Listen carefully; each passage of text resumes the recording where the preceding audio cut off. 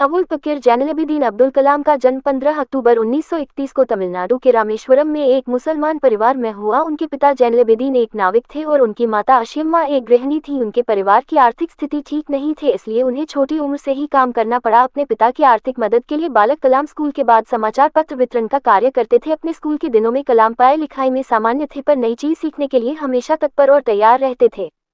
उनके अंदर सीखने की भूख थी और वो पढ़ाई पर घंटों ध्यान देते थे। उन्होंने अपनी स्कूल की पढ़ाई रामनाथपुरम स्क्वाड्स मैट्रिकुलेशन स्कूल से पूरी की और उसके बाद तिरुचिरापल्ली के सेंट जोसेफ्स कॉलेज में दाखिला लिया, जहां से उन्होंने सन 1954 में भौतिक विज्ञान में स्नातक किया। उसके बाद वर्ष 1955 में वो मद्रास चले गए, जहां से उन्होंने एरोस्पेस इंजीनियरिंग की शिक्षा ग्रहण की। वर्ष 1960 में कलाम ने मद्रास इंस्टीट्यूट ऑफ टेक्नोलॉजी से इंजीनियरिंग की पढ़ाई पूरी की। राष्ट्रपति कलाम ने खुद अपने से धन्यवाद कार्ड लिखा। एक बार एक व्यक्ति ने डॉक्टर एपीजे अब्दुल कलाम का स्केच बनाकर उन्हें भेजा। उन्हें यह जानकर बहुत आश्चर्य हुआ कि डॉक्टर कलाम ने खुद अपने हाथों से उनके लिए एक संदेश और अपना हस्ताक्षर करके एक थैंक यू कार्ड भेजा है। 1969 में उन्हें इसरो भेज दिया गया, जहां उन्होंने परियोजना निदेशक प्रोजेक्ट डायरेक्टर के पद पर काम किया। उन्होंने पहला उपग्रह प्रक्षेपण यान सैटेलाइट लॉन्च व्हीकल SLV-3 और ध्रुवीय उपग्रह प्रक्षेपण यान polar satellite launch vehicle PSLV को बनाने में अपना अहम योगदान दिया, जिनका प्रक्षेपण बाद में सफल हुआ। 1980 में भारत सरकार ने एक आधुनिक missile programme advance missile programme Abdul Kalam ji direction से शुरू करने का सोचा, इसलिए उन्होंने दोबारा DRDO में भेजा। उसके बाद एकीकृत निर्देशित मिसाइल विकास कार्यक्रम integrated guided missile development programme IGMDP Kalam ji के मुख्य कार्यकारी के रूप में शुरू किया गया। अब्दुल कलाम जी के निर्देशों से ही अग्नि मिसाइल, पृथ्वी जैसे मिसाइल का बनाना सफल हुआ। डॉक्टर कलाम जानते थे कि किसी व्यक्ति या राष्ट्र के समर्थ भविष्य के निर्माण में शिक्षा की क्या भूमिका हो सकती है। उन्होंने हमेशा देश को प्रगति के पथ पर आगे ले जाने की बात कही। उनके पास भविष्य का एक स्पष्ट खाका था, जिसे उन्होंने अपनी पुस्तक India 2020 a vision for the new millennium में प्रस्तुत किया। इंडिया 2020 पुस्तक में उन्होंने लिखा कि भारत को वर्ष 2020 तक एक विकसित देश और नॉलेज सुपरपावर बनाना होगा।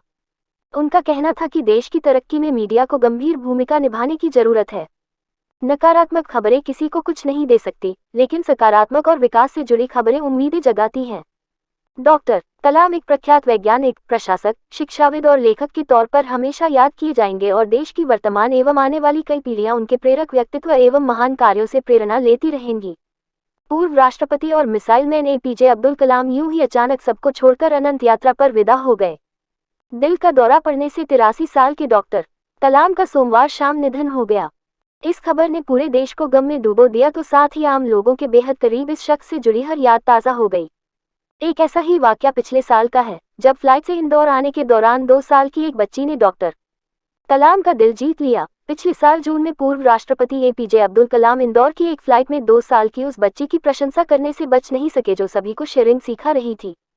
2 साल की इस बच्ची का नाम मानवी था और ये बेहद मासूमियत से फ्लाइट में मौजूद सभी यात्रियों को अपने चिप्स के पैकेट से चिप्स ऑफर कर रही थी।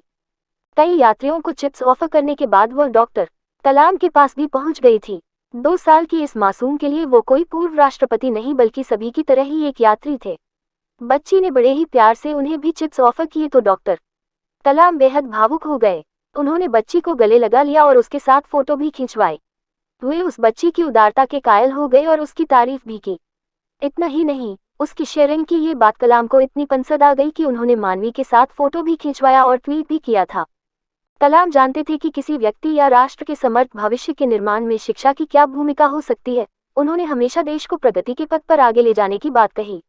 उनके पास भविष्य का एक स्पष्ट खाका था, जिसे उन्होंने अपनी पुस्तक India 2020 a vision for the new millennium में प्रस्तुत किया।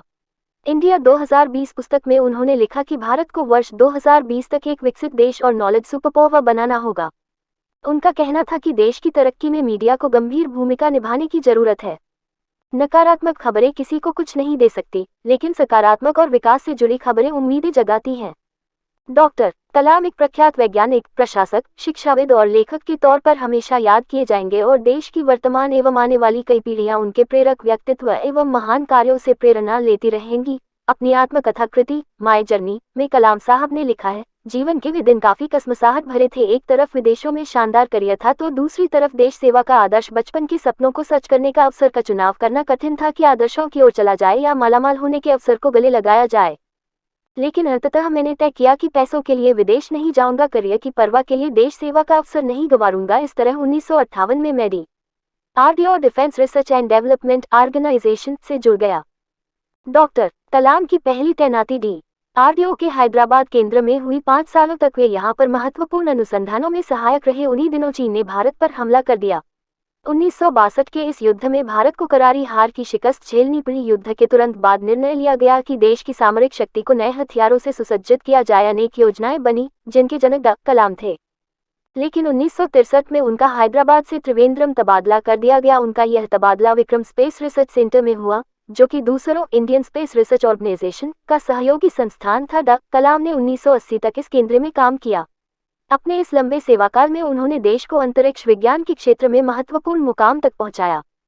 अवार्ड्स। 1. विज्ञान क्षेत्र में सफलता हासिल करने के लिए इन्हें 1981 में पद्म भूषण और 1990 में पद्म विभूषण से सम्मानित किया गया। 2. रक्षा अनुसंधान क्षेत्र में अपने उल्लेखनीय योगदान के लिए इन्हें 1997 में देश के सर्वोच्च सम्मान भारत रत्न से सम्मानित किया गया। 3. वर्ष 1998 में राष्ट्रीय एकता के लिए इंदिरा गांधी अवार्ड मिला। 4. वर्ष 1998 में अब्दुल कलाम जी को रॉयल सोसाइटी UK द्वारा किंग चार्ल्स II मेडल से सम्मानित किया गया। 5. अब्दुल कलाम जी को विश्वभर की 40 विश्वविद्यालयों से डॉक्टरेट की उपाधि हासिल है। 6. वर्ष 2011 में अब्दुल कलाम जी को IEEE द्वारा IEEE ऑनररी मेंबरशिप में सम्मानित किया गया। राष्ट्रपति कार्यकाल खत्म होने पर अब्दुल कलाम जी IIM Shillong, IIM Ahmedabad, IIM Indore, east Bangalore और अन्य कॉलेज से गेस्ट प्रोफेसर के तौर पर जुड़ गए।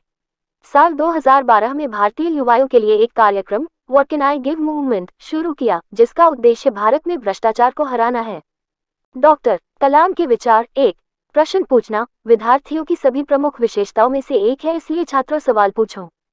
2. मेरे लिए नकारात्मक अनुभव जैसी कोई चीज नहीं है। 3. जिंदगी और समय विश्व के 2 सबसे बड़े अध्यापक हैं। जिंदगी हमें समय का सही उपयोग करना सिखाती है, जबकि समय हमें जिंदगी की उपयोगिता बताता है। 4. जब हम दैनिक समस्याओं से घिरे रहते हैं तो हम उन अच्छी चीजों को भूल जाते हैं जो कि हम में है। 5. इंसान को कठिनाइयों की आवश्यकता होती है, क्योंकि सफलता का आनंद उठाने के लिए ये जरूरी है। 6. मैं हमेशा इस बात को स्वीकार करने के लिए तैयार था कि मैं कुछ चीजें नहीं बदल सकता। 7. जो लोग आधे अधूरे मन से कोई काम करते हैं उन्हें आधी अधूरी खोखली सफलता मिलती है, जो चारों ओर कड़वाहट भर देती है।